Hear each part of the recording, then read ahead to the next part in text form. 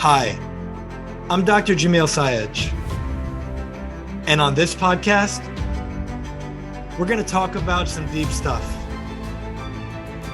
I'm here to tell you that you're amazing, and often, the only person who can't see that is you. No matter who you are, what you do, or where you're from, there's greatness in you. Let's talk about it. Hey everyone, I'm Dr. Jamil Sayed, and welcome to the Transformation Starts Today podcast, where I interview leaders, champions, and high performers from all walks of life as they share their stories, the lessons they've learned along the way, and empowering perspectives to help you create an extraordinary life without regret, starting today. Today we have with us Chris Smith. According to Chris Smith, he would rather skip the accolades, achievements, and personal backpatting found in typical bios. He'd just like to get to the truth. Chris Smith is who he chooses to be every single day. His purpose is to awaken people to what is actually possible in every area of their lives. His story begins in Arizona, where his family was among the first to settle on that wild and beautiful land. He grew up a cowboy, surrounded by storytellers, soaking up the wisdom that couldn't be found in books. He pursued a few vocations and found a measure of success in each. None really spoke to him, so instead, he chose to speak into each of them, connecting with people to create possibility, finding meaning in leadership and language, and unlocking growth and change. And in doing so, he discovered his purpose. Today, Chris and his team at the PSBLTY CO partner with entrepreneurs, brands, and teams of all sizes to discover their identity and purpose. Working together, they find clarity, build leadership and culture, align teams, and create sustainable growth that is aligned with who they are in the world. Chris, it is such an honor to have you with us. Welcome to the show. Yeah, likewise, man. I'm really stoked and grateful to be here. Thank you so much. Just for our audience to be on the same page, I got to meet you in January in Arizona at an event, and you were one of the speakers. And I remember you came on stage and you gave a talk called Being in Parenting. And you really just blew me away. Like the way you showed up on stage, you were just a shining light, and what you shared was so impactful, so meaningful. And I remember in the workbooks that they gave us, I literally circled your name with an arrow and I wrote amazing. And then I'll take it. That's awesome. yeah, then shortly after I made a note, I would love to have this guy on my podcast. And so thank you for accepting the invitation. And I'm sure this is going to be a really magical conversation. Yeah, no, it was so good meeting you, and yeah, I'm excited, man. Thank you, man. So for our listeners who don't know you yet, they haven't heard your story, can you please share with us who you are, what led you to where you are today, and why you do what you do? What inspired you? Yeah, married to my wife Melissa, who I always, I tell people she's my hero, and she truly is, and have 5 beautiful children. And look, I my purpose in life is to speak as much possibility into as many human beings as I can in one lifetime. And I just believe that possibility is the most profound gift that we have. And this idea that, possibility exists, but limitation is created. So the only thing that's really out there is possibility. And it's always out there. And we can talk more about that. But limitation is created, and it's created, by us. And so I think part of the reason I feel so called to speak so much possibility, or as much possibility as I can, into as many people as I can, is because I've really seen and experienced what happens when you live in limitation of your own making. And when you create limitation, and then look, almost 15 years ago, Melissa and I, my wife, were separated, about to get divorced. We had 2 beautiful little boys at the time. And I found myself at the lowest point in my life. Felt like a failure as a husband, as a father, as an entrepreneur. I was broke mentally, emotionally, spiritually, financially, every way you could be. And I just had some amazing people, including my wife and others, who spoke possibility into me and helped me see that there was more that was possible than I could see. Mm. And just that fundamentally changed everything about my life and has led me to where I'm at now. And so I just feel this massive gratitude, and I feel a responsibility to do the same for others. And we just get to do that in meaningful ways through our company, the Possibility Co., and then through my wife's company, Family Brand. Absolutely. That's so wonderful. Can you please expand on The possibility and limitation, and the idea limitation is created, so our listeners can really get that. Yeah. So it's really interesting that, and to me, this is like a fundamental truth, right? It's just not just an idea. And that is, when you and I were born, and look at yesterday, I held my 4-day old great niece, so when you hold a little baby, they're just perfect, right? These like beautiful newborn infants, and they're just filled with possibility. And like, you would never think to look at a newborn infant and be like, hey, just in case you didn't know, like, you're enough, right? Hey, in case you were wondering, you matter, you belong, you're worthy. Like, you don't have to tell them that. That's just inherent. They know it, you know it. There's just this inherent enoughness and worthiness and mattering and belonging, and they're just filled with love, possibility, and freedom. And what's interesting is they hold on to that for a few years, and then at some point in time, sadly, there's this other voice that gets introduced to them that I believe was never meant to be part of us, but it gets introduced by the world, and it's what I call the voice of limitation. So now you have this voice of possibility and you have this voice of limitation. And when kids are little, they can still hear the voice of possibility more than the voice of limitation. And it's still telling them things like, hey, you're amazing, you matter, you're enough, you belong, like, you're incredible. And yet the voice of limitation, though, is starting to creep in a little bit, like, well, maybe you don't matter, maybe you're not enough, maybe you should be more like so and so, maybe you should look more like her, right? And that voice of limitation starts what I call the competing, the comparing, and the separating process. It starts to get you to think you're in competition with people. It starts to get you to compare yourself to other people. And it starts to really separate you from your true self. It starts to separate you from that voice of possibility. And sadly, for most people, because most of us are never taught how to combat that, the voice of limitation just takes over a little bit more ground every day, until you get to a point where maybe you're in your teens or early 20s. It's the only voice you hear. And it's all, and you really think it's who you are. And it's full blown. Like, now it's like, I'm not enough. I don't belong. I'm not worthy. I don't matter. Right. And then sadly, because of that, Jamil, what most of us do, our natural inclination, our natural reaction is, oh my gosh, like, if I better just go do enough, succeed enough, have enough, be accepted enough to get that thing that now is missing. And this is what you see people do. Like, they go on these endless pursuits of, like, if I can just make enough money, if I can just drive a nice enough car, if I can just be accepted by this group of people, I'll finally be enough. And then they do it, and they get the thing, whatever that is they're looking for. Or kids, right? It's like, oh, if I can just fit in with this group of kids, if I can just get these clothes. And then it's even more discouraging when they get the thing, because they get the thing and they're like, wait a minute, I still feel like I'm not enough. So then they double down on it and go even, and it just becomes this, like, and it puts you on what I call the path of the endless pursuit of something. And we believe it's out there. And the truth is, like, hopefully at some point we can get to these people and help them see it's like, it's not out there. It never has been out there, and it never will be out there. It's always been in here. It's the thing you were already born with. Like belonging and mattering and enoughness and worthy never left you. You left it unknowingly. So this is kind of a big deal, and a lot of people are surprised when I say this, but it's like, there's nothing any of us can do to improve our self-worth, because we're already worthy. We were born with it. There's nothing you or I can do to become enough, because we already are enough. We were born with that. There's nothing any of us can do to matter. It's like, no, that's already, you got it. You already got it. Nothing you can do to belong. You already got it. So it's more of like a returning and remembering than it is like going and finding. So this idea that, like, you were born with an infinite possibility, you were born mattering, you were born enough, you were born belonging, you were born worthy. The limitations all been created. Right? So possibility, and look, the possibility is really patient. It just waits for us. But the only limitations that are out there are the ones we create, and we create them in our own, in our own thinking. And so to me, that's just a beautiful thing. When I finally realized that, it's like, oh, it's all within me.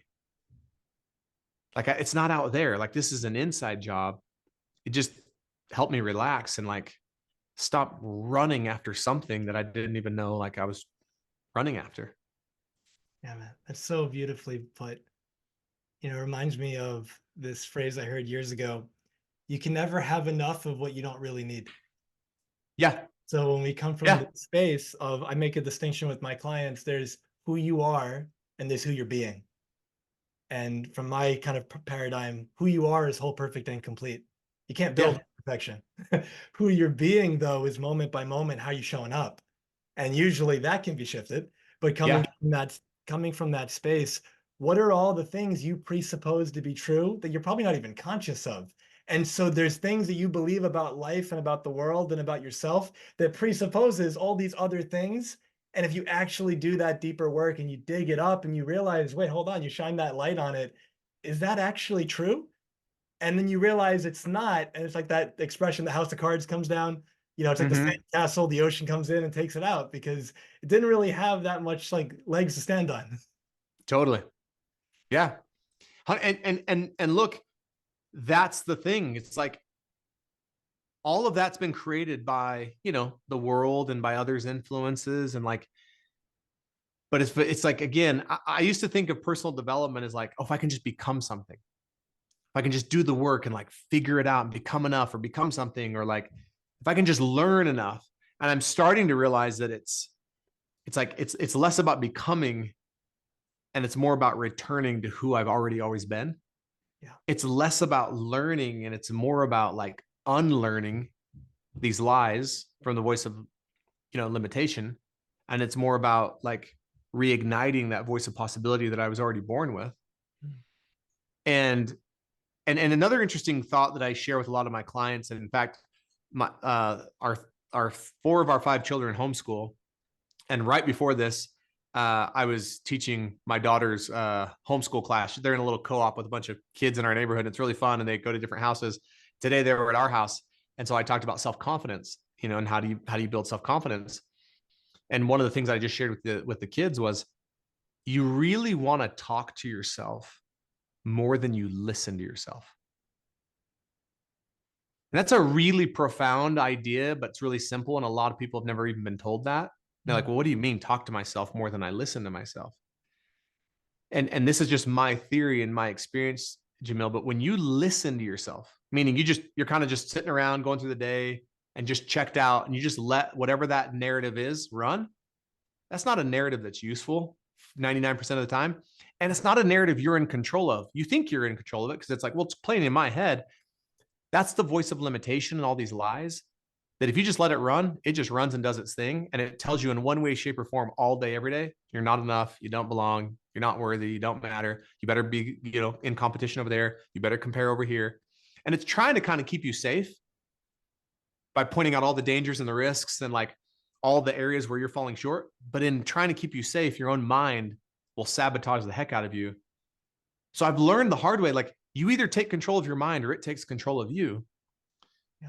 And what I used to do is I used to just sit around and listen to the voice of limitation all day without realizing that's what was going on and just kind of feel like super inadequate and just like, well, I guess this is just who I am. And then it was like, wait, I can like talk to myself. I can inform me of who I am. I can take control of the narrative. I can talk to myself more than I listen to myself and actually tell myself the truth of who I really am and who I've always been and who I want to be. It was just like this. It's like, that sounds so simple, but like, it was so profound for me. And most of the people I introduce it to, they're just like 30, 40, 50, 60 years old sometimes. They're like, no one's ever told me that I could just take control of the narrative. No one's ever told me that I could actually talk to myself more than I listen to myself. So that's why with my kids at a young age, each of them have what we call a manifesto. And I'm trying to teach them at a young age, like you start taking control of the narrative now and you shape the identity of who you are and who you want to become through language. Language creates. And so, yeah, that's been a really big thing and a reminder to me. I'm conscious of this, on a daily basis. Like, okay, don't forget to talk to yourself more than you listen to yourself. Yeah, it's amazing because for our listeners, how often do we look outside to the world to basically tell us who we are? Like we're looking around to the world saying, wait, tell me who I am, validate me in this way, whatever it might be. When what if we flipped it and say, I'm going to declare and choose who I am in the world and commit to it and live into it? and it's a whole different way of living. But when you flip those up, when you flip that kind of that flow, that order of operations, your experience of life is completely different. How you see yourself, how you see what you're capable of, the actions you're capable of taking, everything changes when we do that. Yeah, it's like, and that's why I asked these. Most of them are 11 and 12-year-old girls and a couple of boys, and I was like, hey, do you want to decide who you are, or do you want the world to tell you who you are? And at this age, all of them are like, well, no, I don't want the world telling me who I am. I want to decide who I am. I'm like, yeah, that's right. You never want to you never want to allow who you are to be open for interpretation. It's like, hey, no offense, no one but me gets to decide who I am. Like, I'll tell you who I am, right? Boldly and declaratively. And that's like, because when you're allowing the world to tell you who you are, you're basically welcoming limitation. When you decide to be the author of your story, right? And like I call pick up the pen, you're the one saying like, no, I'm going to step into possibility. And that to me is like a cool thought too, of this idea of like, you are the author of your story. Either way, just consciously be the author of your story. And like you pick up the pen. But I feel like so often we've kind of given the pen to anyone else that's around us and just like, hey, tell me who I am and I'll conform. And it's like, no, you want to take back the pen and like consciously author your story, your narrative.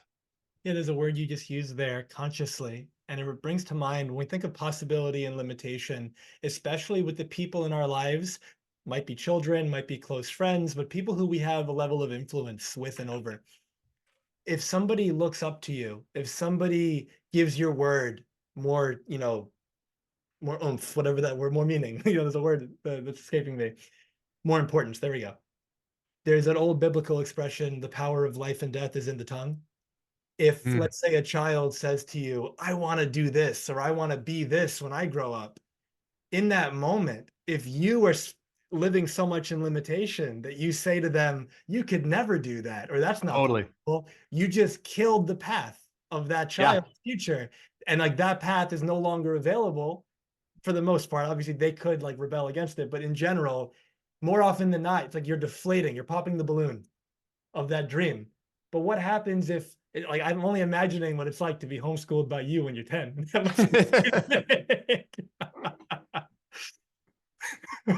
No, so but to that point, it's like I think every one of us has a sacred responsibility to live in possibility so that you can help others do the same. Yeah. Like a person who lives in limitation is probably not very likely to help other people see what's possible and speak possibility into them. Yeah. But someone who's what I call climbing possibility mountain, which, we call the mountain with no top, which I know, Steve Hardison has talked about that a lot. Yeah. But it's like, if I'm committed to climbing this mountain of possibility and seeing more and more that's possible for me, then I'm going to be able to help others see more that's possible. And I'm going to be able to speak it into them. And when we go in and work with companies, that's actually one of the first things that we talk about around this idea of leadership and what it really means to be a leader. And the first definition that we teach of leadership is your ability to help other people see a bigger vision of what's possible than what they can see for themselves. Yeah. It's such a beautiful gift to give people. So rather than like sucking all the possibility and the life out of their dreams, that's why I love the word inspire, because it comes from the Latin word inspirare, which means to breathe into. So literally when someone comes to you with an idea or a dream and they share it with you, you have a real opportunity like breathe possibility into it, like breathe life into that and fill them up. And even if they don't come to you with a dream, they just come to you. It's like, imagine what would happen if all of us made a little bit more of an intentional effort to like, I'm going to consciously and intentionally speak possibility into anyone that's around me. That, and that sometimes can look like I'm also going to challenge you if I think that would serve you, but it's all in this lens of like, I want you to climb further up the mountain of possibility. Yeah, that idea of being inspired when we say like to, breathe into, to breathe life into, let's say. And if somebody were to share with us, a friend, family member, whoever it might be, I'm thinking about doing this, or my goal or my dream is to do that, whatever it might be. Now, maybe we, as the listener, we might be living in some limitation. And so maybe we don't think that's possible, or we think that's way too big, or we think that's scary. But recognize that's us. That's our own stuff. That's got nothing Yeah. to do with them. And so at that point, what you say is potentially going to influence that person's path. And the thing is, do you really know what's possible? There are people throughout history that have said, oh, nobody can do that. I remember what's coming to mind right now is a few different figures throughout history, some more recent, like J.K. Rowling, the author of Harry Potter. I think she got rejected from like 10 different publishing houses or something like that. They were Yeah. like, nobody's going to want to read this. Oprah got told she wasn't fit for television. Like all these things started happening. But if you've got that dream internally, remember Les Brown, he was a motivational speaker and he's still alive, but in like the 80s and the 90s, there's this pre-recorded video I saw. And he said something like, if other people don't see your dream, it's because it wasn't given to them. It was given to you. Mm. And it's like, it's your responsibility now as the caretaker, let's say, as the steward of that dream to bring it into the world. But it's just like a baby. A person gets pregnant and then you have this gestation period. And you have, let's say, 9 months, give or take. And in that 9 month gestation period, the baby, at least in the outside world, isn't here yet. But coming from that space, it's here and it's being developed. But that's the same as an idea. Napoleon Hill, he wrote Think and Grow Rich, and he said everything is created twice, first in the mind and then in reality. But you have to hold the idea in your mind long enough and ignore all the doubts and the naysayers and all the stuff, and to keep giving it life, keep watering it. I often share this metaphor of, or analogy rather, people are like plants. You water a plant, it blooms, it blossoms, it flourishes. Yeah. But if you water it or with like, salt water, or you water it with soda or something, you're going to kill it. If you criticize people, they wither and die. If you praise them, they grow beyond, what they thought they were capable of before. Yeah. I love this thought. Like I've never successfully criticized someone into possibility. Yeah. I've also never loved anyone into limitation. So, and it's like, and this is like, what I'm about to say sounds so simple that I hesitate to even say it, because people will hear it oftentimes like, oh yeah, of course that makes sense. But it's like, no, really think about this. Like when we go into work with companies around their culture, their leadership, their people, and look, we refer to ourselves as the Possibility Co. as a growth agency. Like we're here to help you grow. We're going to grow your people. We're going to grow your profits, right? Growth is going to happen. And it's like, it's this simple and it's this complicated, Jamil, which is if you grow your people, your business will grow. You cannot grow the individuals inside of an organization and the organization not grow. It can't happen. So the thing though with that, people are like, oh yeah, and then sometimes they'll say things like, oh yeah, we're committed to our people. I'm like, well, that's not what I said. I didn't say committed to. I said growing your people. Yeah.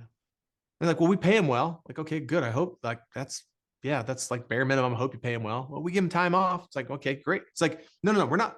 I'm talking about like taking a stand as a leader in a company to be like, we are going to intentionally create and grow leaders here. And that's every single person that works here. We have a commitment that every single person who works in our organization, their life will be fundamentally changed and different because they're here. They will step into more possibility than they've ever stepped into in every area of their life. It's like, this isn't rocket science. Like if you take that approach and grow people, everything's going to grow. And so to your point though, of like people sometimes who live in limitation, it's just so clear to me now, and not from a judgment, it's just this lens that I see through. I can tell pretty quickly, and probably you could too, like you listen to the way people talk, and really it's pretty evident they either spend most of their lives existing in limitation, or they spend the majority of their lives pursuing what's possible. And I'm open to helping anyone and everyone I can, and I want to surround myself and spend the most time with people who are pursuing what's possible. Yeah, one of the things that I find so hopeful, and I hope our listeners will take this to heart, and similar to what Chris just said, this is going to sound really simple and obvious, but it's so profound. No matter how long you've been living in limitation, right now you can shift into possibility. Totally. It's like you can have some momentum. It might kind of drag you back every now and then out of habit, but as long as you're directing it, you're steering the ship, eventually you build up that momentum in the other direction. Energy and time are not the same thing. Meaning, if you've been doing something for 30 years in this case, let's say living in limitation, that doesn't mean it'll take you 31 years to get out of it. But No. you have to put equal and a little bit more energy into going the other direction. And Yeah. immediately we'll start to arrest that movement and begin the next one. And sometimes it can be like a little bit like it can be like 51-49, Yeah. like just Exactly. a little bit more. And that's the beautiful thing of you also, I find this really comforting and hopeful that like you don't have to go out and create possibility. Again, if we go back to if you buy into this idea that possibility just exists, it's a universal, infinite law or principle. I don't know. It's just out there. I don't have to create it. I can just tap into it. Yeah. And it's always there. It's patient. It's kind. No matter how much you abandon it, it won't abandon you. It's just there waiting for you to just like tap into it.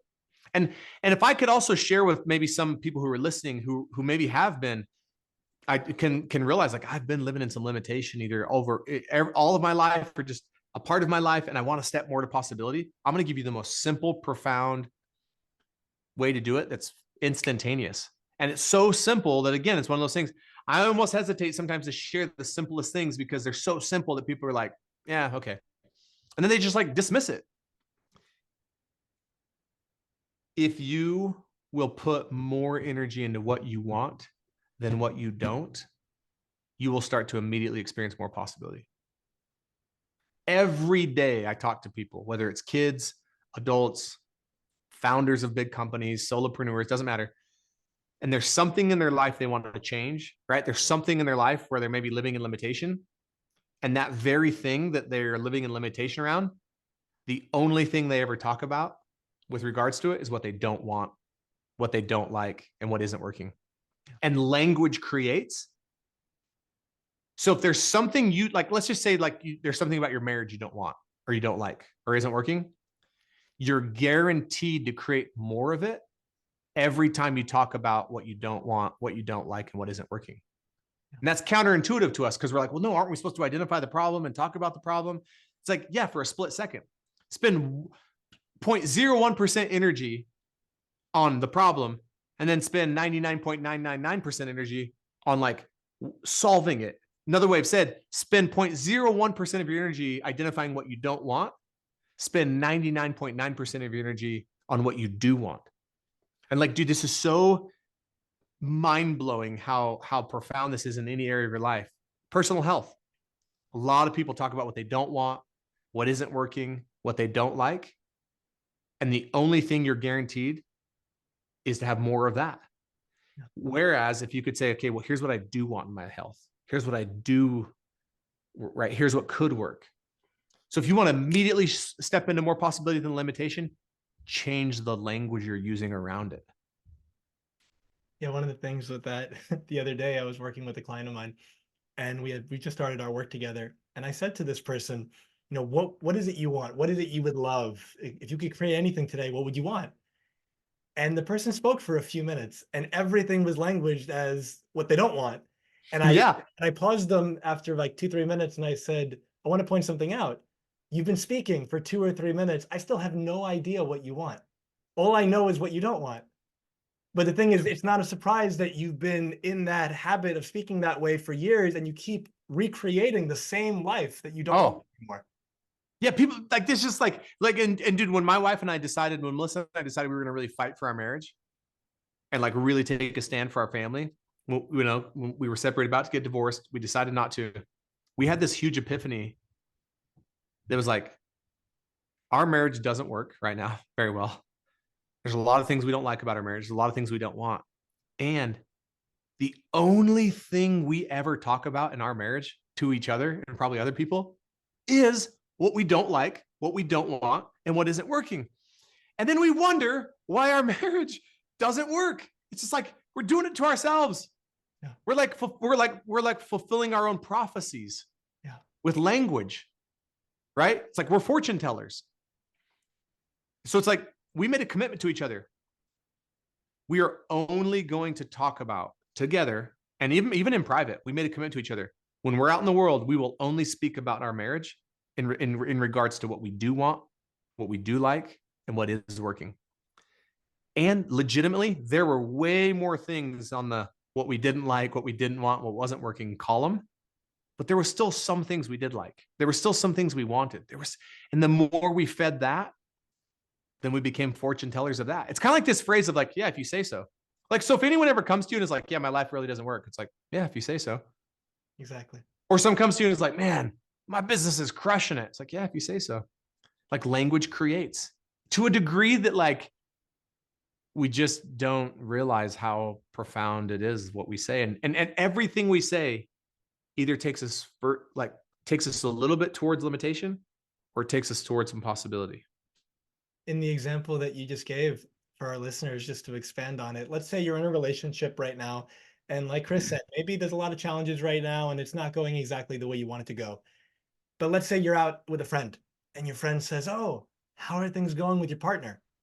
Now, option one, you do, let's say what Chris was talking about initially, and you're kind of like bad mouthing your partner. You're talking negatively about the person, the situation, all the things you don't like. Now, how do you feel after you share all that?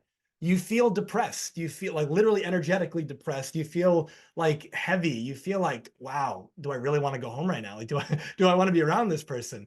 But now let's say option B, despite any challenges you have, what if you spoke to your friend about, here's all the things I admire and respect and love about this person that I'm with, despite any challenges that we're having. Yeah. Here's why I feel grateful for this relationship, because these are the lessons I'm being taught. This is what's being reflected back to me. This is what I'm learning about myself, etc. And here's some things that we're working on. Now, how do you feel at that point? And typically at that point, you feel just so much more inspired. You feel uplifted. You feel like lighter. And it's like, you know what? We're going to get through this. And I want to see, Chris, are you still there? Because the camera looks like it just dropped out. I am. I do not know. Sorry about that. That's okay, as long as you're still here. I'm here. My camera just decided to exit stage right somehow. I don't know. That's never happened before. So I'll try to figure that out. No, it's okay. And are you open to a question? Yes, please. Yeah. So one thing that I would love to step into now is something I heard you share when I first heard you speak on that stage in Arizona. Here, you're back. Perfect. Okay. You said, teach my children, and if I have to, use words. Can you please elaborate on that? Because I love that statement. Yeah. And it comes from this idea that more is caught than taught. And this is a principle of leadership, right? So there's the three definitions of leadership. The first one I already shared, right? Is leaders help people see more as possible. It's like one of the greatest gifts you can give a person. The second definition we teach of leadership is leaders love you enough to challenge you more than you've ever been challenged and support you more than you've ever been supported. So they can hold space for both. And then the third one is you're willing to be a demonstration of what's possible. So you're willing to like teach. And if you have to, use words. Your people, when I say your people, that could be your significant other, your team, your family. They will learn far more by who they catch you being than anything they ever hear you saying. So like if I'm a leader of a company, I can go in all day long and be like, man, this is our vision. This is our mission. These are our values. And there's usefulness in that because language creates. But the most profound thing I could ever do to lead my team is to have them catch me often being the demonstration of all of that. Same thing with my kids, right? I can tell my kids all day long, and we have core values as a family and we really believe in them and they've been created with intention and we all know them. And pales in comparison to us saying them is how often do my kids experience me being them to them and to others. And look, it is not even close, in my opinion. The most confronting aspect of leadership is like, am I willing to actually be it? It's one thing to talk about it. It's one thing to share it. And I believe in talking about it. Language creates, but it's like, yeah, more is caught than taught. Like how often could we teach by just who we're being? Yeah. And with that in mind, for our listeners, think about it like this. How do you feel when you see somebody, just to put it simply, talking the talk, they're talking a big game, but they don't actually follow through with it? You think they're kind of full of it. You're like, all right, that person's clearly not committed to what they say they are. Now imagine it's like a parent or it's someone really close to you, and they tell you how important it is to be a certain way, and you consistently see them not being that way. How seriously are you going to take that? And especially Totally. if you're a parent, you're gonna that whole like do as I say, not as I do. It's Yeah. not really that successful of a strategy. Yeah. And I also think that some of the most profound teaching moments I've ever had with my kids is also then like, so first of all, yeah, consistently striving to be the demonstration of the thing that I said was possible, right? That's to my team at the Possibility Co. That's to my family. And then in the moments when I'm not, instead of waiting to get called out for it, being the first one to actually proactively go and acknowledge, hey, I had a dad fail today, right? I wasn't being the demonstration. I lost my cool, or I was unavailable, or I wasn't present. So it's like, that's also sometimes when teaching, if you have to use words, some of the most powerful teaching you might ever do is when you're willing to go and acknowledge, hey, I failed. Hey, I made a mistake. Hey, I was off, you know? And I think people grant you a lot of grace if they see you striving to be the demonstration quite often. And then when you're not, you're the first one to go and be like, hey, I owe you guys an apology. I want Yes. to acknowledge something. It's like, man, that's profound. Yeah, I love that. I come from one of my top life values is authenticity. And I live from a space that the way for me to be as authentic as possible is to own where I'm being inauthentic. Yeah, I love that. I've heard that definition before of like true authenticity is being authentic about your inauthenticity. Yeah. And so And please go ahead. I love that. Yeah. And so just coming from that space, if I own where I'm being inauthentic and I can give myself that grace that, in terms of, I said earlier, this who we are and who we're being. Who I'm being is never going to be some ideal all the time because it's always changing. So it's not some standard I'm going to hold myself to and like berate myself if I fall off. But if I can say this is what I'm striving for and I can actually live into it as often as possible, and when I fall off, be aware and get back onto it as soon as possible and call myself out, like you said. I also strive to be like the first person to call myself out because A, it gets me back on track faster. And B, other people see that and they say, oh, he quote unquote made a mistake or he acted a certain way and he went back to being the way he wanted to be. Maybe I could do that too. And now we get to be that shining example of it's not like you're not aiming for perfection. It's just that progress. Can you be 1% more the person you want to be today than you were yesterday?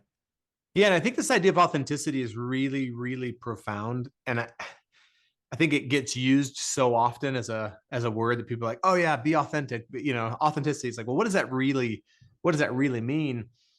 And one of the things that this has been a little bit more recent kind of like revelation for us at the Possibility Co. is because for the longest time we talked about helping people grow, helping companies grow, and even like referred to ourselves as a growth agency. And then in the last few months, it's been like, no, no, no, we're not just interested in growth, we're interested in authentic growth. Yeah. So we talk a lot now with clients about this idea of authentic growth. And what does authentic growth mean?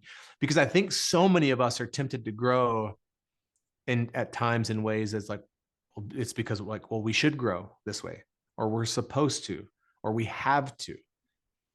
And it's like, no, you want to grow in a way that feels really aligned with you. You want to grow in a way that feels really authentic. You want to grow in a way that it's like, well, yeah, we grew the company a lot, but man, we had to really compromise ourselves, at times. So I just think this idea of like authenticity and authentic growth, it's like, man, as much as we can, and we're never going to get it perfect, but as much as we can, we'd really love to operate our lives and our businesses.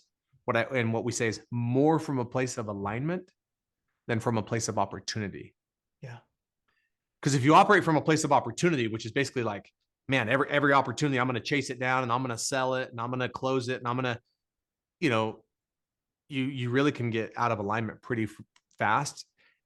But the more you can strive to operate from a place of alignment, like let's grow in a way that's aligned with our identity. Let's grow in a way that's aligned with who we actually are and who we're striving to be, which again, not always possible to do like 100% of the time, but just having that awareness of like, what does it mean to really be authentic as an individual, as a company, and to grow in a way that's authentic.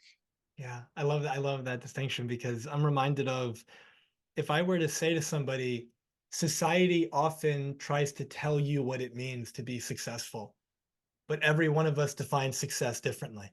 Yeah. So if I were to just like in your example, growth versus authentic growth, if I were to say, success as if it's the same thing for everybody, and you go after that, You might get the trappings of success that society calls success, like you said earlier, the house or the car or the money or the title or whatever it might be. But I've worked with many people who have all that and they still feel empty. And I'm sure Oh you yeah. as well, they feel this void inside. And so for them, that wasn't it. That's what they thought it was, quote unquote, supposed to be. And so where are you living your authentic life where you can go to bed at night knowing if I didn't wake up tomorrow, like I'm living life on my terms, like what a life I've led. Versus I often tell people when you go to sleep at night, if I told you you're not going to wake up tomorrow morning, could you fall asleep at peace? And if the answer is no, because there's some fear of there's all these things I still have to do, and I didn't get to do this yet, or that, I didn't get to tell that person this thing. That means you're living in procrastination. You're Mm, living in fear. You're living from limitation. You're not living that authentic expression of you. You're not like leaving using like a sports metaphor. You're not leaving it all on the field. yeah. You're not playing that life full out, and in that way, you're not being an authentic and in integrity with yourself. Yeah. And I feel like I think what a lot of people think that what they're really after is success. And there was a long time where I thought that was what I was really after, truly. Like once I get it. And I've started realizing for me and just my experience of really successful people is I think they say success and what they're really after is significance. Mm. And not significance in the sense of like, oh, look how significant I am. No, a sense of like significance in the fact of like, wow, like my life really matters. I've done something meaningful in the world. Mm. I've really taken care of the people closest to me. I've like made a difference and served others and contributed to causes that I care about. I've made a real difference in the world. And so a lot of times it's interesting when we do work with and it's kind of a cool vantage point because most of the companies we end up working with through the Possibility Co, they're already successful. I don't know why we've been blessed. We rarely, Jamil, have a company come to us. It's like, oh man, we're really struggling and we're about to go out of business, or we have this toxic culture, and can you help us turn it all around? That never happens. The people coming to us, interestingly enough, they're already incredibly successful, very successful companies. They already have a really great culture, a great brand. So they're not coming to us because of like all these limitations. They're coming to us because they just sense that even more is possible. And sometimes though that more is possible is driven from like, I got to be more successful.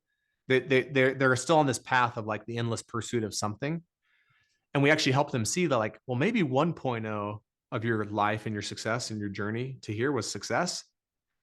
Let's make 2.0 about significance, right? Still play the game, still grow, but like, what's the reason behind it? Because the reason behind the growth up until now has largely probably been driven from a need to prove yourself, some insecurities, like, and look, it's yielded something great, and it maybe wasn't from the most useful place. Nothing wrong with continuing to grow. Let's just make sure it's from this place of like significance and impact. And it just feels way more fulfilling. Sorry, man. I guess my camera just doesn't want me to be on That's camera okay. today. That's cool. No, one of the things that came to mind when you shared that is, goals are great. And at the same time, the process is the point.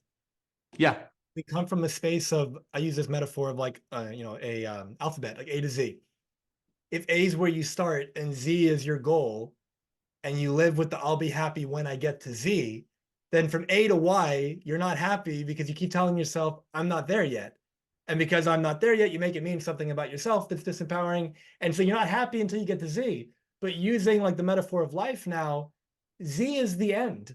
Z Yeah. is when you exit this physical existence. And so are you living for Z?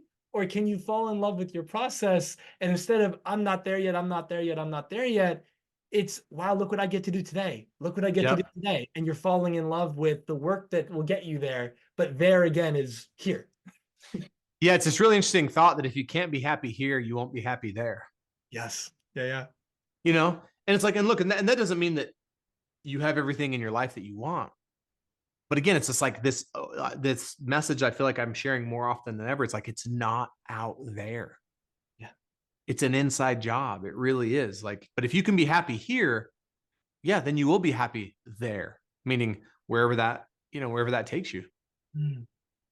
One thing that I'd love to get your perspective on, it was a post that I saw you made on social media. Can you speak to the cost of unspoken conversations in our personal and professional lives? Oh man. Yeah. This is like, this it's hard to say what I'm about to say because I was about to say this is the most impactful thing that we do when we go in and work with an organization. I will say it's the most impactful thing we do to unlock performance in teams amongst people. And we call it the authentic conversations framework, back to that idea of authenticity and being authentic. And again, language creates. So I'm going to make a bold statement and say that the vast majority of potential performance in your life, in your, let's just say, significant relationship or marriage, and in your company is held captive by the conversations you're unwilling to have. Yeah. There's all kinds of performance in like that performance could be fulfillment, freedom, money, whatever it is. And so there's a reason why we're not having these conversations. And one of the biggest reasons we find that people aren't having these conversations, Jamil, is language. We talk about them and refer to them all the time as hard conversations, difficult conversations, awkward conversations. It's like, well, who says it has to be hard, difficult, or awkward? And is there really any usefulness? Like, are we doing anything useful by consistently? Now, you've been told probably your entire life, you got to have the hard conversation, you got to have the difficult conversation, you got to have the awkward conversation. So one, we're not helping anyone by using language like that because it's like, well, I don't want to have a difficult, awkward, or hard conversation. And then two, we never teach anyone how to do it. Mm-hmm. So we just have this very simple framework that it's like, no, this doesn't have to be hard, awkward. It's just an authentic. And we teach them what an authentic conversation is. And then we literally walk them through step by step how to use it. And dude, it's like, this is like creates miracles. Like all the time we have companies that haven't talked about things for years. There's things that have gone unaddressed that really, really would be useful to talk about. And it just creates a speed and this frequency at which they can start talking. Because look, if we can talk, we can create. Yeah. And we can create anything and we can create fast. If we can't talk, yeah, really hinders our ability to create and the speed at which we can create. Yeah, there's that old expression, the elephant in the room. And it's just like, what is that thing that's on your heart that you're just not willing to speak up about out of fear? You're afraid of what the other person might think and all these different things. But if you don't have that conversation, like what's the flip side of it? What's the cost of not having the conversation? Totally. When you think about your personal or intimate relationship, when you think about a business partnership, I've seen firsthand the cost of not having those conversations just spiral out business relationships, spiral out intimate relationships. And it's like I heard this expression years ago, but it's like the time to kill Godzilla is when it's a tadpole, not when it's destroying the city. Yeah. No, that's a great, and that's what usually happens. These unspoken conversations, they become way bigger and emotional. I kind of call it the tumbleweed effect. Like if you can pull a tumbleweed out of the ground when it's still alive, right? You just pull it out, throw it away. You wait for that thing to like fester and decay and die and break off from its root and spread its seeds everywhere, which then causes way more tumbleweeds. And then by the time you finally, every tumbleweed you see blowing around, it's got a Walmart bag in it, a red Solo cup. It's like it's attracted a bunch of unnecessary things. That's what these unspoken conversations do. They're like magnets for limitation and emotion. So by the time it eventually gets addressed, it's just this monster that you've now, got to deal with. The other thing is there's a lot of things that go into preparing the environment for it to actually be conducive to people that have these authentic conversations where they can trust, oh, I really am free to really be authentic and it's safe to do so. Because there's also been a lot of situations in a lot of companies where it's like, hey, we want to hear about the problems. And then someone brings up a problem to a leader and they get seriously reprimanded or get fired, and which sends a message to the organization like, okay, yep, never doing that, right? So it's like you've also got to get people to a place where it's like, hey, so one of the things we also teach around, I would say, a container surrounding authentic conversations is what would it look like to be unoffendable in this organization? If we literally could come and have any conversation and do the work to not be offended, no matter what's said, like we could really get things done. Like we could really, perform.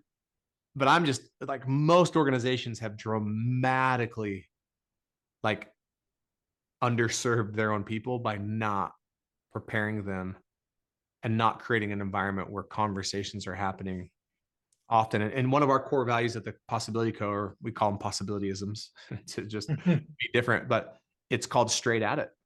And we just have this commitment, and we make it to each other. Like, we will go straight at it with each other all the time. That's our commitment to each other. We don't go around it. We don't go over under it. We don't pretend like it doesn't exist.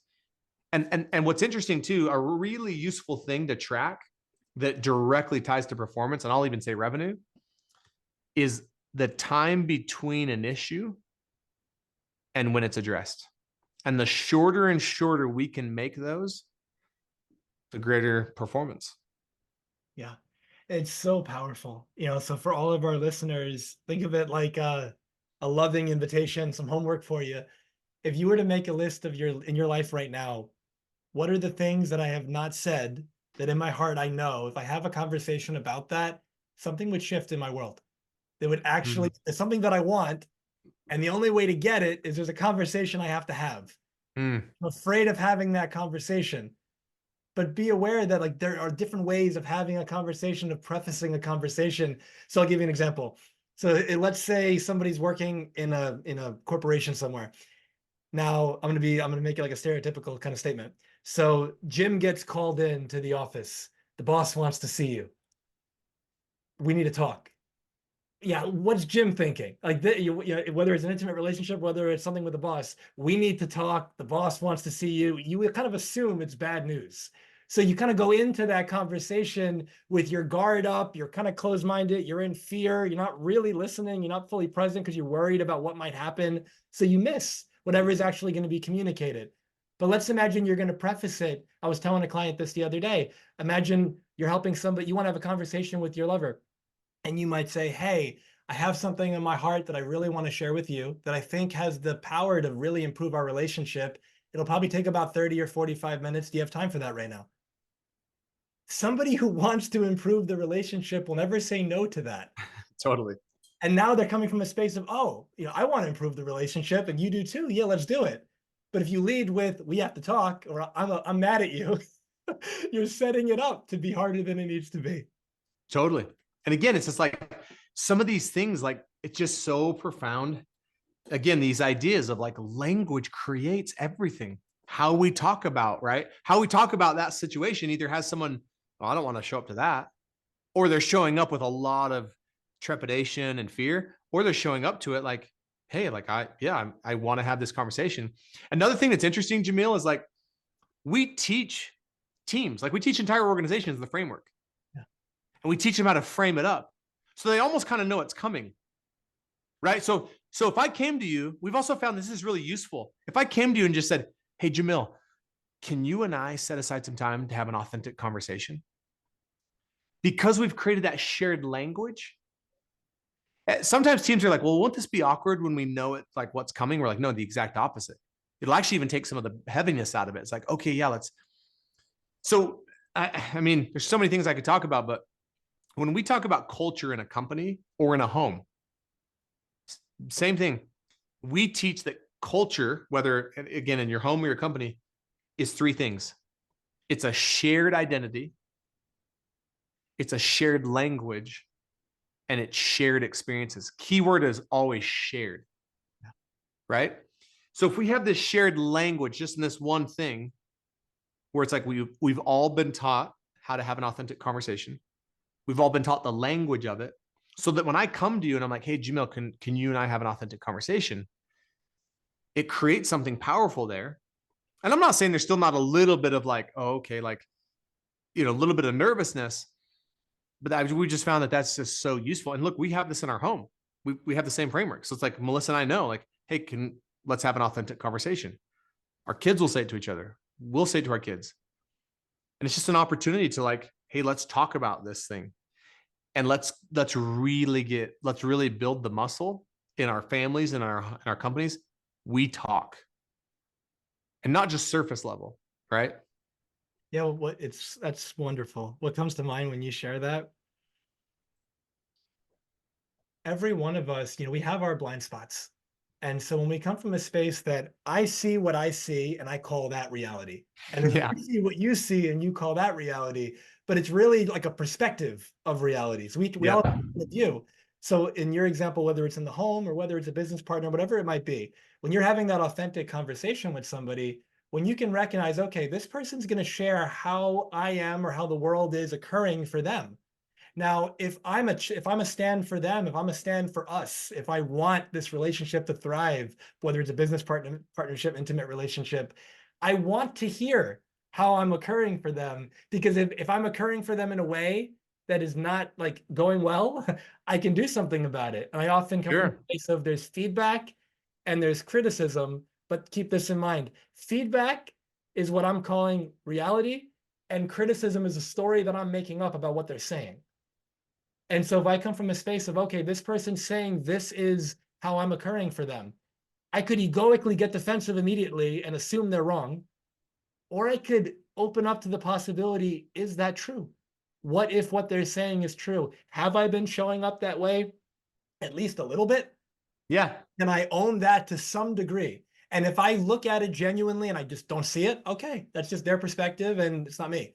But more often than not, it's a co-creation. So it's like I'm playing a part because I'm showing up in some way that's having them receive me the way they are. Well, and what you're saying right here is really profound because it's actually part of the authentic conversations framework. Is we spend a lot of time obviously sharing with people how to have the authentic conversation, how to frame it up, how to start it. If you're the one wanting to have it, we spend equal amount of time teaching and training inside of a company how to receive it, Yeah. because both of those things contribute. So if I immediately come from a place of defensiveness, or I come from a place of like, well, no, let me tell you my perspective now. We're doing this, and we're just digging our heels into our position. So what we teach the receiver is the best you can to come over there and sit next to them and be like, okay, so let me like show me what that's like for you. Help me see what you're seeing over here. Tell me more about that. Like to really operate from a place of curiosity and unoffendability, miracles. And I don't have to agree with any of it. Yeah. It's just like miracles, right? It's like, and so if I come in, and here's the power of that. If I've been taught how to also give and receive in this in a company, then I can trust, right? I'm going to give my colleague or my business partner or my leader, whoever it is, I'm going to give them the benefit of the doubt. Like, okay, in this company, we've all been trained and taught how to have these authentic conversations. So I'm coming in trusting that you're showing up unoffendable. You're showing up from a place of curiosity, coming over and sitting on my side of the table, which gives me more confidence to have the authentic conversation with you. I'm not like worried, like, well, how's this going to go or how's it going to be received? Then as the receiver, I'm also very much more open to be unoffendable. I'm very much more open to be on your side of curiosity because I also know that you've been trained not to attack me and my identity. You're just coming to share your experience. And dude, this like literally holds the keys to everything, Jamil, because what's happening in most organizations, even great ones, they're just not even having the conversation ever. Like you'd be safe to assume if you're a business owner or CEO listening to this, it's safe to assume that the majority, and I'm not attacking your company, it's happened in my own company, the majority of the really useful conversations are probably not happening. Two, when they do happen, it's very clunky. A lot of emotion, a lot of defensiveness. Not a lot actually comes out of it, even if it's had, and it's better to have it than not. There's just so much profoundness in this one idea that just is mind blowing what it opens up and what it can create as possibilities. Yeah. I'm reminded of a teacher that I have loved to learn from is Byron Katie. And she has, there's a story where the person said, Katie, you're a liar. And she sat there and she looked at, kind of thought about it and she goes, I'm a liar. Is that true? And then she went, well, I have lied before. And then she went, I mean, I guess, yeah, in those moments, I have been a liar. Thank you for letting me know. But she wasn't being like passive aggressive or anything. She's genuinely Yeah. trying it on. Yeah, I have been a liar. But notice for the vast majority of people, and this isn't a judgment, it's just an observation, if they were to be approached and someone says you're a liar, it's an immediate, no, I'm not. Like, what are you talking about? But in Katie's example, it's like, have I lied before? And if the answer is yes, then at times I have been that. Yeah. So it's just It's trying. it's a really interesting thing too. Like And again, what I'm about to say is way easier said than done, which is, so there's a principle that we teach in this too, which is like, you have 100%, you're 100% responsible to not get offended, even if someone comes at you incredibly offensive. Yeah. And you also have 100% responsibility to never come at someone in a way that would be offensive. Yeah. But again, we're operating like that's again, that's another thing with leadership is like really profound, powerful leaders often don't get rattled. Yeah. It's just like, yeah, like I'm unoffendable. You can't rattle me. But it's just imagine if we trusted that. Imagine if we could operate from that place of like, hey, even if you're having an off day and you totally forget your part of the authentic conversation framework and you come at me with some like real nastiness, I'm just still going to operate from a place of curiosity. I'm going to do my part to still be 100% responsible. I'm not off the hook. I'm not like, well, I was going to be unoffendable because you're nasty, right? But then also, if I'm the person initiating that, it's like, man, I'm going to do everything in my power to really share this from a place of just authenticity and love and not attack them. And yeah, that's a sign. It's also a way to measure leadership in an organization. It's like, is our leadership increasing here? Because if the rate of which you're having these conversations is going up and the effectiveness of them and the unoffendability, it's like, wow, like we can demonstrably measure increased leadership here. And as that leadership's going up, we can build on that. Oh, it's like, well, yeah, well, as leadership increases, we can increase everything, right? Retention, revenue, profit. It's just like with leaders, like, I said this the other day, I had a post that some people liked, I think even more people disliked and wanted to correct me, but I just basically said leadership solves everything. And a bunch of people corrected, well, effective leadership or loving leadership, and I go, well, that's really interesting because I don't associate anything but that when I say the word leader. Like to me, Jamil, there's no such thing as bad leadership. Because the minute you say bad, that's not leadership. There's no such thing as bad leadership. There's just leadership. That's how I hold that term. I hold it sacred. It's like, no, the minute I say leadership, I carry with it love, kindness, boldness, effective. You know what I mean? Mm-hmm.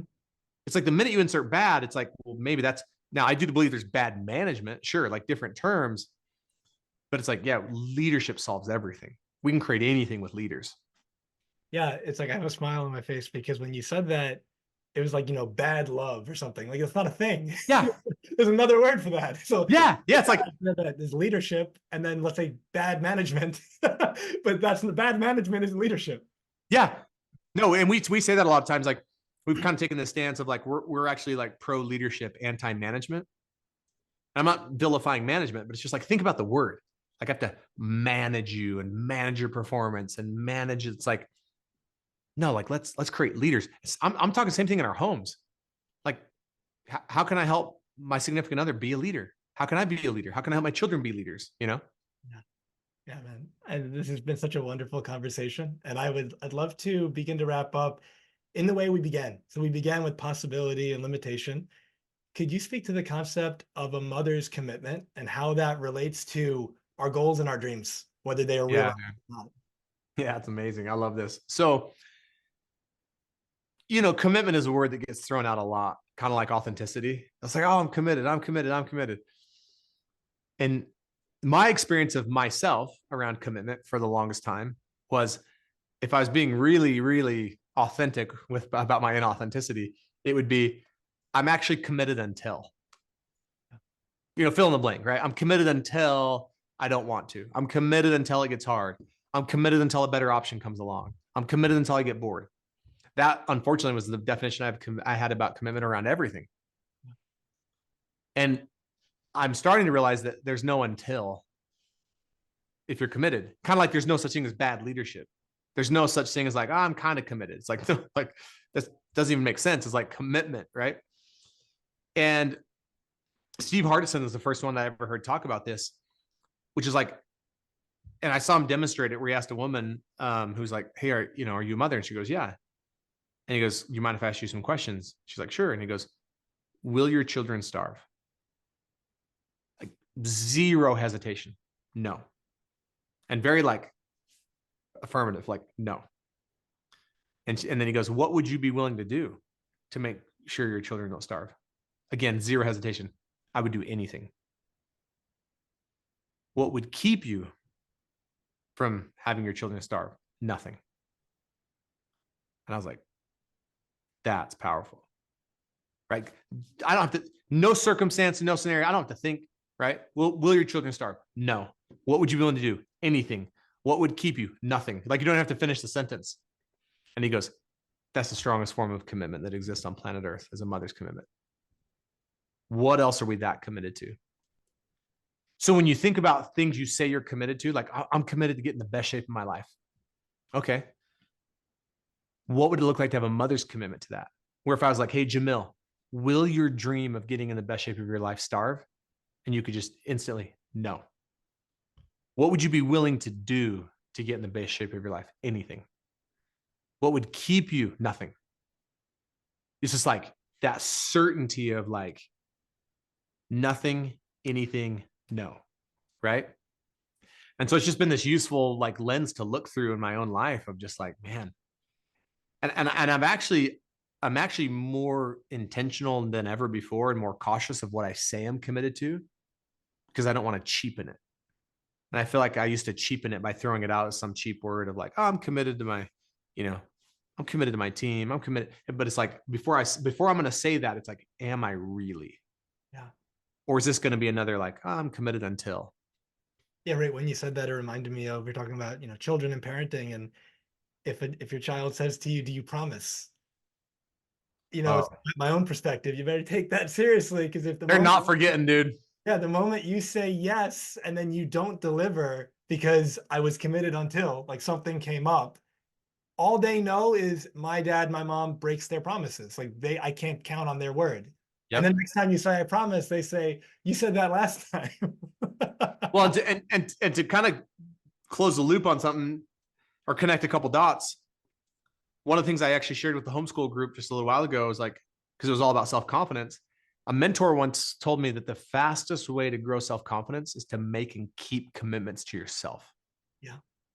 Because every time you make a commitment to yourself and you keep it, it subconsciously reinforces this narrative of like, oh, I'm a person who does what I say I'm going to do. I'm a person who can be counted on. I must matter. There's so many positive associations with that. And every time you make a commitment to yourself and you don't keep it, it reinforces a narrative of limitation, which is like, oh, maybe I don't do what I say I'm going to do. Maybe I can't be counted on. Maybe I don't matter. So like, you really, really want to keep the commitments you make to yourself more than anyone. Yeah. And just like we said earlier, regardless of anything that's happened up until this moment, you can make a commitment right now that you're going to do 10 seconds from now and just honor it.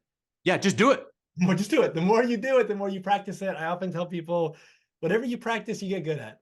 If you're practicing breaking your commitments, if you're practicing not being in integrity, if you're practicing not working out, if you're practicing limitation thinking, it's not a surprise. It's what you're thriving at. But Yeah. it's not a joke. You can practice something else. Well, it's so funny that like, I used to say this, that the only things that are sustainable are identity driven.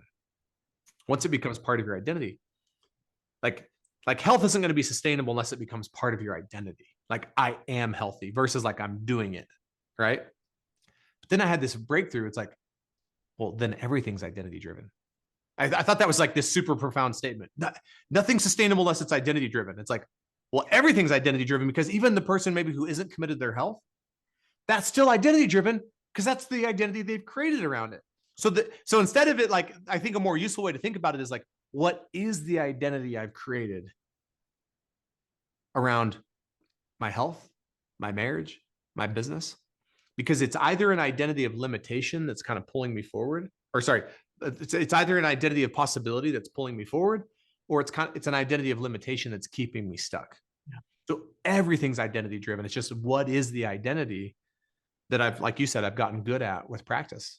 Yeah, what you said earlier about you have leadership and you can make it more effective, and then you can build on that good leadership in a similar way. If you've got this identity, I'm the type of person who, but let's say it's things that you don't want to be and do anymore. That's your foundation. And then somebody comes in with all this tips and tools and strategies, and you're going to use that and build it on top of that identity that you don't want to be anymore. that's something that I've seen playing out over and over and over again. And it never leads you to where you want to be. You have to go to the being first. And like, what's that identity, like Chris is saying? And when you can change that and shift it, which we said you can do every moment, you have an opportunity to shift that. You're never locked in to one way of being. It's like, it's a verb. It's always an action. It's always moving. Yeah, It's always I changing. love that. Yeah, man. And so as we wrap up, if our conversation today was your last opportunity to share the message on your heart with the world, what would you want to make sure you leave people with? Oh yeah, that's easy, man. I would just have people know, like, you really do matter. You really are enough. You really do belong, and you really are worthy. There's nothing you can do to change any of that or improve it, because you were born that way. You already are that. And look, possibility exists. And to Jamil's point, it's never too late to step into possibility. It's there waiting for you. Amen to that. Yeah, man. Well, thanks for having me on, dude. This was a blast. Thank you, Chris. How can our listeners learn more about you, connect with you, work with you, all these things? Yeah, we have actually put together specifically for situations like this when I come on a podcast. If you go to PSBLTY.co, so PSBLTY.co, we put together this free course. So we used to sell it, but we just wanted to, we offer it as a gift, and it just helps you get more clarity. It really does. It's a really profound resource to get more clarity on your life, your purpose, maybe some things in your business, because I just believe clarity is the secret kind of key that unlocks so many things. And so PSBLTY.co, people sometimes ask, what does PSBLTY spell? It's the way we spell possibility. Then people ask, why do you spell it that way? Kind of creative. It's because possibility isn't always going to be spelled out for you. You have to be looking for it to see it. It's there. You have to have eyes to see it. So it's like, do you really hate O that much? Yeah. Do you hate I's and O's? Like, what do you got against vowels, man? Yes, I'll have the links to everything Chris is sharing in the show notes. And for all of our listeners, first of all, thank you so much for your time, your energy, your attention. To me, it's the most, your energy as well. It's the most valuable assets that you have. And I don't take it lightly that you're here with us. And I'm sure Chris doesn't either. Thank you again. If this is valuable to you, first of all, highly recommend listen to it again, because you're not going to be the same person you were the first time you listened to it. You're going to notice things in the beginning that you missed the first time through, and it can really be that gold nugget that changes the whole way you live your life. And if this has been valuable to you, please share it far and wide, at least with one person who you think it could benefit. Like Chris said, speak possibility into somebody by sharing this possibility podcast with them. And please leave a review wherever you're listening to this, whether it's Apple or Spotify or a YouTube comment, whatever it might be, really goes a long way, helps with the algorithm, more people see the show. Chris, before we wrap up, anything you'd like to say? Oh man, thanks for having me on. I'm honored to sharing this work with you. And yeah, look, it's never too late to start to be who you want to be. Wonderful. Thank you again for being here. It's been a wonderful conversation. And for our listeners, I said it in the beginning, and my life's work is to help leaders, champions, and high performers to experience more happiness, peace, and fulfillment as they create an extraordinary life without regret. If this has been valuable for you, if you'd like any support, if I can personally help you on your journey, you can book that call at jamilsayed.com. Obviously, you're listening to the podcast, or wherever you're tuning into this, there's plenty of more wonderful conversations that you can tune into here that have really been life-changing for so many people that I've had the privilege to hear from. And I've had content out for about 8 years or so on social media. You can find me at Facebook and LinkedIn is just at Jamil Sayed, and Instagram is at Dr. Jamil Sayed, DR in my name. I call this podcast Transformation Starts Today because I found that most people's favorite day to change their life is tomorrow, and that's why they stay stuck. But you can be different. For you, transformation can start today. It can start right now. You can take what you've learned from this conversation with Chris and I, and you can begin applying 1% of it, and your future self will be so glad that you did. All my love to you. Wishing you the best. Take care. Thank you for being with us today. If this conversation served you, it would mean a lot if you left a review and shared this with anyone who may benefit. An extraordinary life without regret is available to you now. Choose it. It's your time.